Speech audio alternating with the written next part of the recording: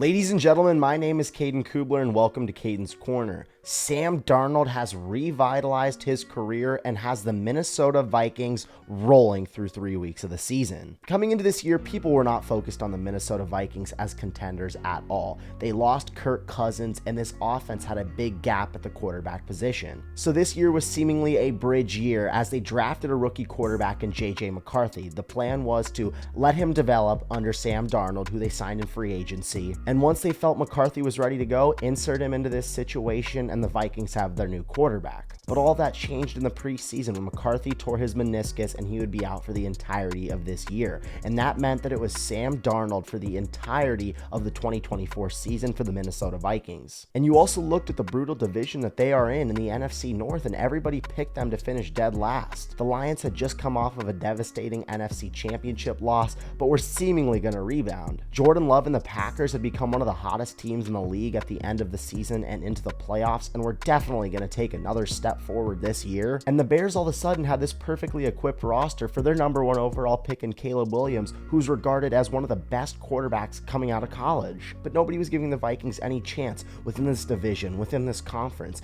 And with all that being said, they've come out and shocked everybody and are legit contenders. Minnesota's flying high right now as they've started out 3-0 and they've knocked off two Super Bowl contenders in the San Francisco 49ers and the Houston Texans. And what everything is relying on in this Minnesota team is its offense. It is perfectly built and is a great situation for any rookie quarterback. To start it all off, you have the head coach and offensive mastermind that is Kevin O'Connell. When Kirk Cousins went down last year, you saw third and fourth strings throwing for 400 yards at one point for the Vikings. This offensive line also emerged as one of the best in the entire league, led by their star left tackle in Christian Darrisaw. And of course, I'm not going to forget these flashy weapons that they have on the outside with Justin Jefferson, the best receiver in the entire league, finally got his big payday. And then you look at Jordan Addison, the first round receiver that they took last year, who's going to take another big time step forward this year. TJ Hawkinson's been one of the most reliable tight ends over the past few years in the league. And in free agency, the Vikings got another good running back in Aaron Jones, who's also had a good season. But it's been none other than Sam Darnold that's made this offense a well-oiled machine, and he's taken full advantage of this opportunity. Last week, he had 4 passing touchdowns in a monster performance against the Texans.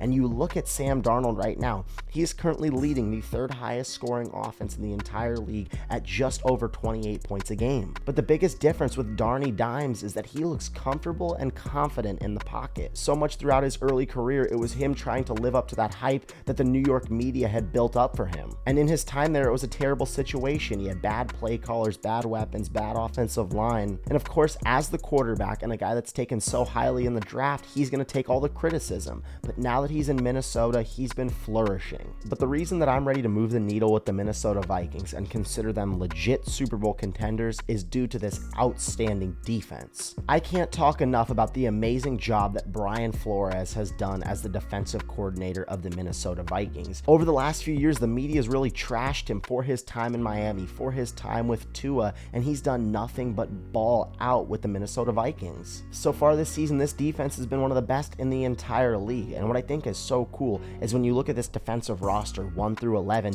they don't have one guy that's necessarily some superstar. It's a collection of 11 guys that play within this system that makes this defense so great. And what this Vikings defense under Brian Flores loves to do so much is heat up quarterbacks and get after them. Brian Flores is going to send pressure at you all game long and force you to get rid of the ball quickly. Right now through 3 weeks, the Vikings have the most sacks in the NFL by a wide margin. And this is really impressive when you consider the caliber of offenses that they faced. In week 2, they played San Francisco and only held them to 17 points and sacked Brock Purdy 6 different times. And most recently in their statement win this past weekend against the Texans, they held this high-flying offense to only 7 points and turned Stroud over 2 different times. This Minnesota Vikings team is legit. On one side, they have the offensive firepower to get into a shootout with great quarterbacks like Patrick Mahomes or Josh Allen. But on the other hand, they have a defense that can rough up a game and play dirty and match the physicality of a Baltimore or of a Detroit. And looking at their schedule moving forward, I think Minnesota is going to shock a lot of people. Outside of this tough division, they have a very favorable schedule and they're going to win a lot of football games. And it just goes to show you how truly unpredictable the NFL is, because nobody was talking about the Minnesota Vikings coming into the season,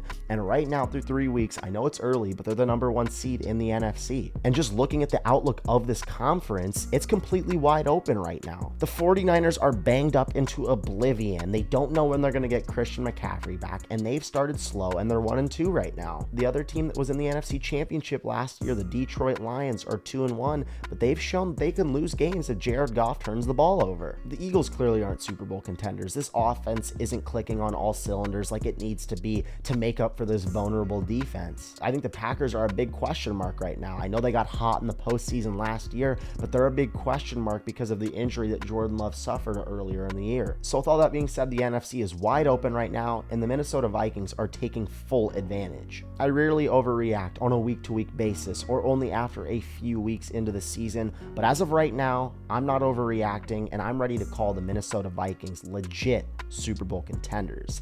I'm Caden Kubler, and that's my take.